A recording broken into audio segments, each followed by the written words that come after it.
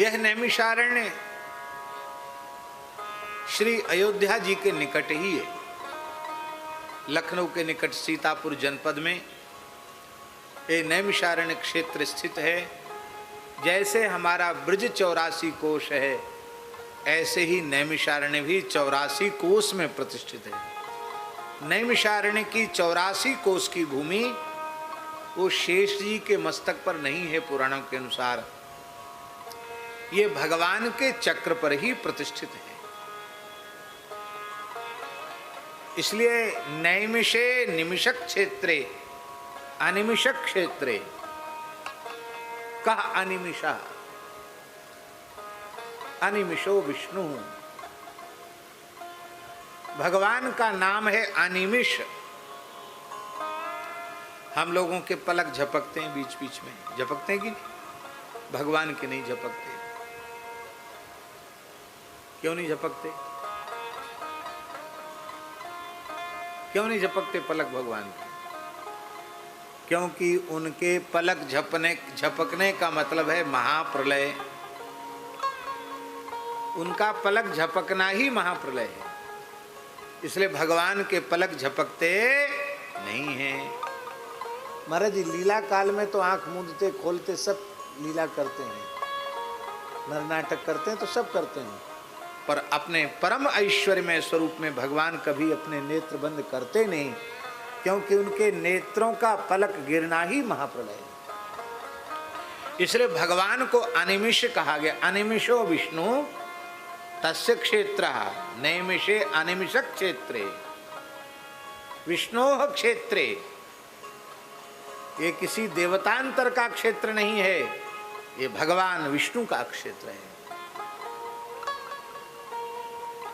महर्षि शुनक के पुत्र शौनक हुए।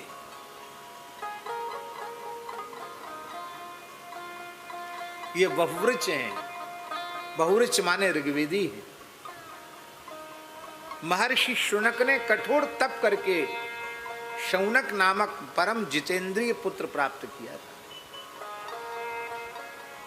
महर्षि भरद्वाज की सन्निधि में महर्षि शौनक ने संपूर्ण सांग वेद का अध्ययन किया। अपने अध्ययन को संपन्न करके अपने पिता महर्षि शुनक के निकट वह आ गए। शुनक ने कहा कि वत्स, अब तुम गृहस्थाश्रम में प्रवेश करो।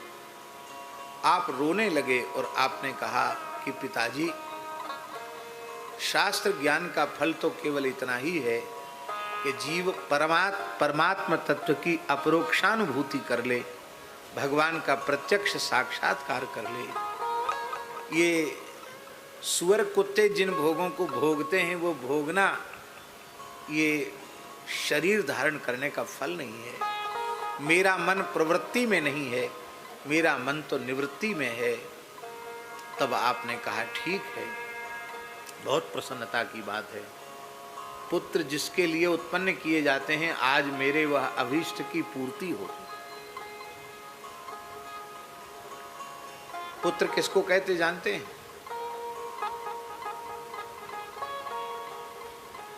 पुत शब्द का अर्थ है नरक। पुत माने नरक और त्रा माने त्राण। पुत नामक नरक माने जितने भी नरक हैं, नरक के अवान्तर भेद हैं, उन सबको पुत कहा जाता है। उस पुत नामक जो नरक हैं, उन नरकों से जो अपने पिता पितामह आदि को बचा ले, उसका नाम है पुत्र। अपने पूर्वजों को नरक में गिरने से बचा ले, अपने भजन के बल से भगवत सन्निधि प्रदान करा दे, उसका नाम है पुत्र। इसलिए पद्म पुराण में लिखा है,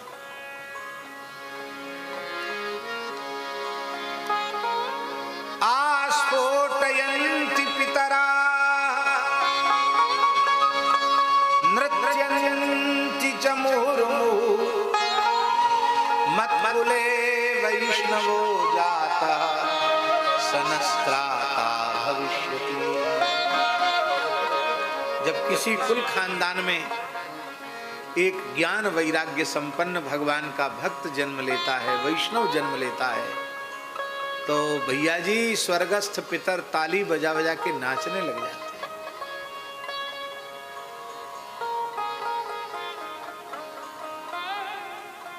मेरे खानदान में वैष्णव पैदा हो गया, सनस्त्राता भविष्यति न अस्माकम न, वो हम सबका त्राता बन जाएगा, हम सबका रक्षक बन जाएगा। सनस्त्राता भविष्यति।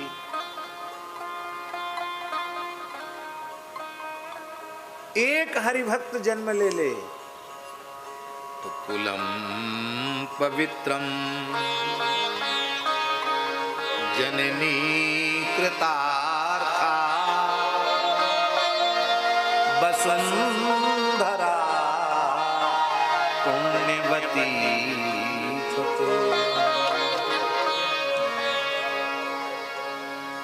स्वर्गे स्थिताय पितरो धन्या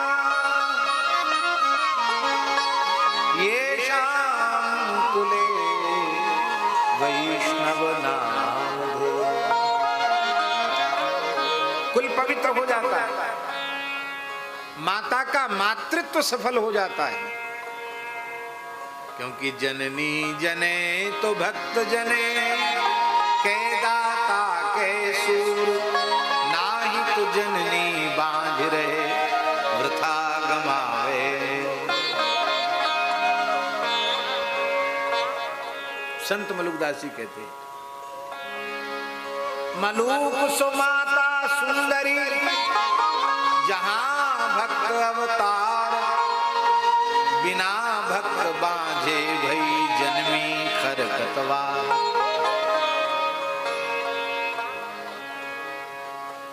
इसलिए कुलम पवित्रम, तो कुल पवित्र है जिसमें हरिभक्त जन्म लेते हैं। जननी कृतार्था, वो माता धन्य है जिसके गर्भ से कोई हरिभक्त प्रकट होता है। वो धरती धन्य है जहां भक्त जन्म लेता है। वो वसुंधरा पुण्यवती है।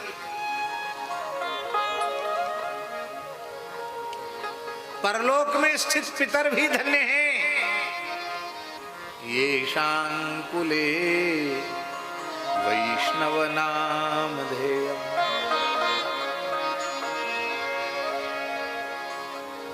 नामधेयम्, वैष्णव नामधेयम्। नामधेय माने क्या होगा?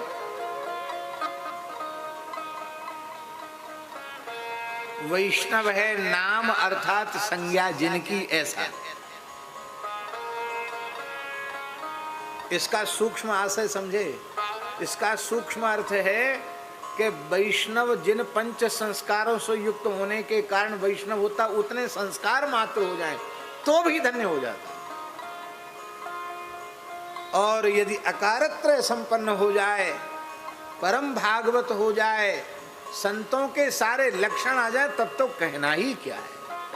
वैष्णव नामधेयम्, वैष्णव नाम वाला भी हो जाए तो ही धन्य हो जाते। महाराज गलत अर्थ कर रहे हैं तो आप तो पंडित हो, टोक सकते हो हमको, हम सुधार कर लेंगे। येषां कुले वैष्णव नामधेयम्। उस माता का कैसा पुण्य होगा जिस माता ने पूज्य महामंडलेश्वर श्री बालकृष्ण दास जी महाराज, ललितपुर नरसिंह मंदिर वाले महाराज जी जैसे संत को प्रकट किया हो।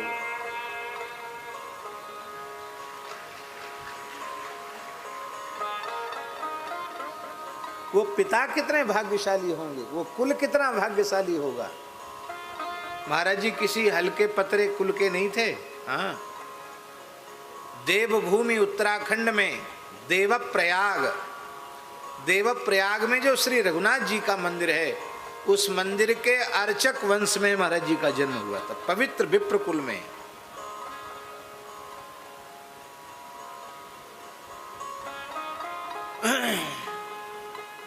आप अपने समय के एक बड़े नेता भी थे, कांग्रेस के थे शायद, नारायण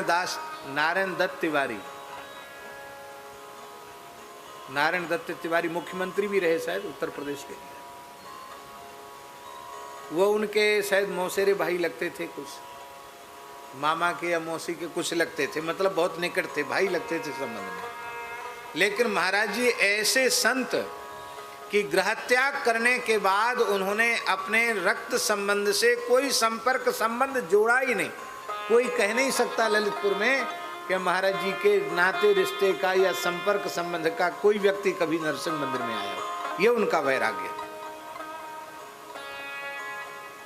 वो चाहते थे नारायण दत्त तिवारी जी तो कितनी बार यहाँ आ जाते हैं। ललितपुर आए, लेकिन उन्हें खुद ही पता नहीं था कि हमारे एक भाई यहाँ बैठे हैं। ये पुराने संतों की रहनी। यहां एक बात और हम निवेदन करें, आप लोग अपने मन में ये बात मत बिठा लेना कि विरक्त संत। यहां ये बात नहीं लिखी है कि ये शांग कुले वैष्णव नाम अधेयम। इसमें गृहस्थ विरक्त की बात नहीं है, किसी जाति की बात नहीं है। नहीं, मन में घुसा लिया जाता कि नहीं वो तो महात्मा ही। देखो ईमानदारी से हम कह रहे हैं, हम महात्मा होए न होए, आप सब महात्मा जरूर हो। क्यों? हमें झेल रहे हो इसलिए।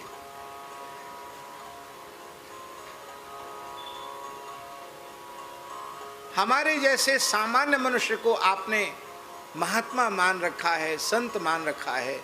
हम तो आपको ही संत मानते हैं, हम आपको महात्मा मानते हैं। कितनी अच्छी भावना है आपकी।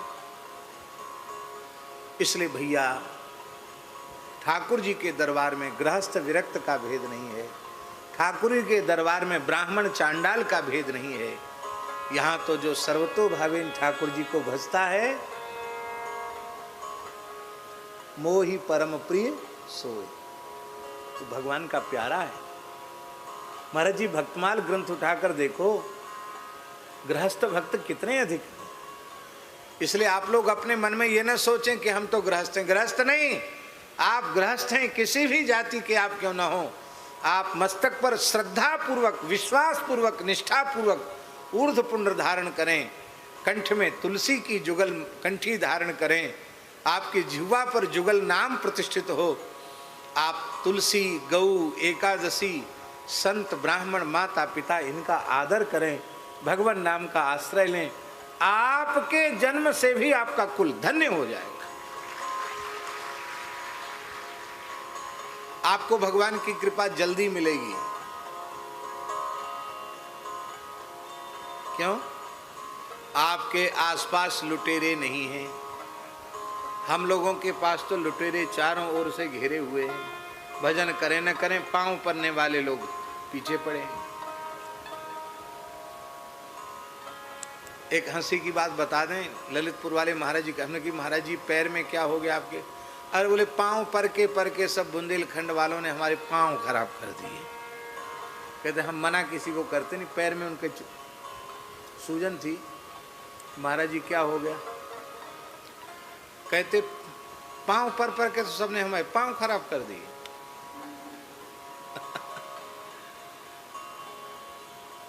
ये हंसी में कह रहे हैं, इसलिए कह रहे हैं भैया, लुटेरे बहुत हैं। लोग सोचते हैं महात्मा पता नहीं कितना भजन करते होंगे। तो हम भजन करें न करें, लेकिन लोगों की भावना ऐसी है। पर गृहस्थ तो गृहस्थ के कवच में सुरक्षित है। आप जितना भजन करो वो सब आपका सुरक्षित है, आप बचे हुए हो। इसलिए सुमिरन ऐसा कीजिए, दूजा लखे न कोई, होठ न फरकत देखिए, प्रेम राखिए हो। प्रेम छिपाने की वस्तु। उनके पिता महर्षि सुनक ने आज्ञा प्रदान की और तीर्थराज प्रयाग में विधिवत वैष्णवी दीक्षा महर्षि भरद्वाज से प्राप्त करके महर्षि सौनक ने कठोर तप आरंभ किया। भगवत साक्षात्कार के लिए भगवान ने प्रकट होकर उन्हें दर्शन दिया। बोलो बेणी माधव भगवान की। प्रयाग में 12 माधव भगवान ने प्रत्यक्ष प्रकट होकर महर्षि शौनक को दर्शन दिया।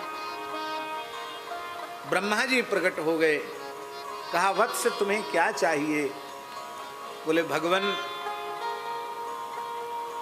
अब कलयुग आने वाला है, सर्व साधन बाधक, संपूर्ण साधनों को बाधित करने वाला कलयुग आने वाला है। बुद्धिमान पुरुष का कर्तव्य है कि आग लगे उससे पहले कुआं खोदकर तैयार रखना चाहिए। आचार्य जी कि जब आग लगेगी तब कुआं खोद के फिर पानी से बुझा लेंगे। कैसे बुझाओगे, कब खोदोगे? इसलिए आग लगे न लगे कुआं खोद के पहले से तैयार रखो, पानी का प्रबंध पहले रखो। इसलिए पहले से प्रयत्न कर लेना चाहिए। भगवान से प्रार्थना की, प्रभु ये ऋषि महर्षि आपके भक्तजन कैसे साधन करेंगे? कराल कलिकाल आने वाला है, हमारा भजन साधन कली के दोष से प्रभावित न हो, ऐसा कोई उपाय आप करें। भगवान ने प्रसन्न होकर अपने चक्र को छोड़ दिया और चक्र का अनुगमन ऋषियों ने किया। वो चक्र पूरे भूमंडल की परिक्रमा करता हुआ नैमिषारण्य क्षेत्र में गया और वहां की भूमि को अत्यंत पवित्र मान करके वो चक्र ऊपर से नीचे भूमि में आया और भूमि को फोड़ करके चक्र की नेमी शीर्ण हुई। तो नैमिषारण्य वो अरण्य नैमिष हो गया और वह चक्र पृथ्वी को फोड़ करके पाताल में प्रविष्ट हो गया और उस भूविवर से, पाताल से एक विशुद्ध जल की धारा प्रकट हुई जिसे वर्तमान में चक्र तीर्थ कहा जाता है। और महाराज जी वहां प्रत्यक्ष है। अब तो सरकार ने वहां जाल वगैरह डाल दिया है, उसके नीचे गहराई आज तक किसी ने पता नहीं लगाई कितना गहरा है। और वो जल जो है वो ऐसे घूमता है, चक्र की तरह से जल घूमता है, चक्राकार जल आज भी घूमता है। उस जल में ऋषि डूबने उतराने लगे। उस समय पराम्बासी ललिता देवी ने प्रकट होकर के डूबते हुए ऋषियों को बचाया, हृदय से लगा, उनको उबारा और कहा आप सब यहीं रह करके भजन करें। ये वैष्णव क्षेत्र है। वहां के अधिष्ठात्री शक्ति श्री ललिता जी है। राजराजेश्वरी त्रिपुर सुंदरी भगवती पराम्बा ललिता वो तो पुराणों में प्रसिद्ध हैं ही, पर हमारे पूज्य सदगुरुदेव श्री भक्तमाली जी महाराज कहते थे कि ये वैष्णव क्षेत्र है, इसलिए ललिता जी दूसरी कोई नहीं, साक्षात प्रिया जी का द्वितीय स्वरूप आचार्य जो ललिता सखी, आचार्य ललिता सखी, बोले वही ललिता जी वहां ललितांबा के रूप में विराजमान। ऐसा पूज्य गुरुदेव भक्तमाली जी का भाव, बोले ललिता जी हैं। हमारे लिए तो गुरु जी का भाव ज्यादा आदरणीय है।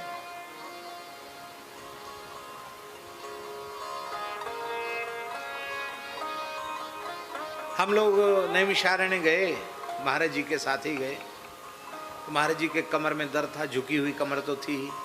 तो चक्र तीर्थ में स्नान करके भूतेश्वर को जल चढ़ा के एक पुरानी सी चौकी थी, उस पर महाराज जी बैठ गए और हम लोगों से बोले कि तुम जाओ ललिता जी के दर्शन करके आओ, हम तो यहीं से प्रणाम कर लेंगे। नहीं नहीं जाओ, यहाँ कोई खड़े मत रहो, चले जाओ यहाँ से, सबको भेज दिया। महाराज हम तो रहे आपको, नहीं नहीं हमको जरूरत नहीं किसी की, जाओ दर्शन करके आओ। यहाँ तक आए तो ललिता जी का दर्शन करके आओ, क्यों वहाँ गली है, गली में होके जाना पड़ता है। महाराज बोले हम पैदल चलने योग्य नहीं है, हम यहीं से प्रणाम कर लेते, तुम लोग जाओ दर्शन करके आओ। सबको दर्शन करने भेज दिया। और एक माताजी थी कुर्सी गांव की मूल में। महाराज जी का जिस परिवार में प्राकट्य हुआ उसी परिवार की ही थी वो। तो उनके घुटने में भी, पैर में बहुत दर्द था, उनको भी चलने में, वृद्ध थी वो भी। तो उन्होंने कहा कि मेरी क्षेत्रीय भाषा में, वहाँ की भाषा में कहा कि हमारे भी गोड़ में, पैर में बहुत दर्द है, हम भी नहीं जाएंगे। तो वो एक तरफ वो बैठ गई और हम लोग दर्शन करने चले गए। इसी बीच में 3 लाली आई। महाराज जी 3 लाली, 5 से 6 वर्ष की आयु की, एक से आयु की 3 लाली। और तीनों भैया जी ऐसे गलभैयां दिए हुए। बीच वाली जो थी वो दोनों के कंधे पर ऐसे, और जो दोनों वो भी कंधे पर हाथ, तीनों ऐसे गलभैयां दिए हुए और कुछ गीत गाते हुए आई महाराज जी के पास।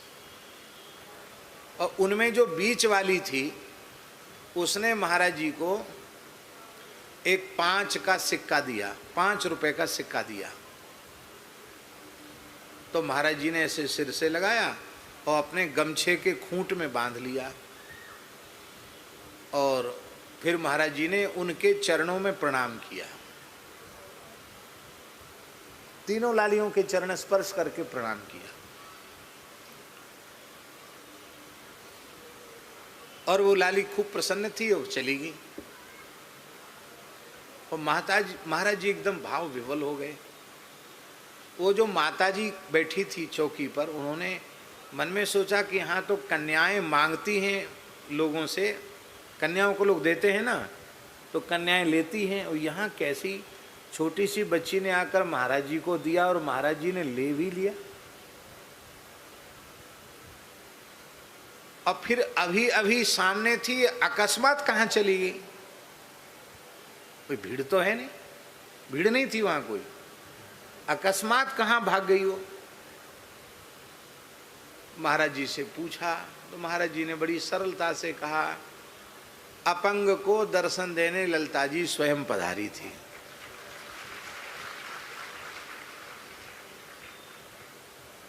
यही शब्द थे महाराज जी, अपंग को दर्शन देने के लिए ललिता जी स्वयं पधारी थी।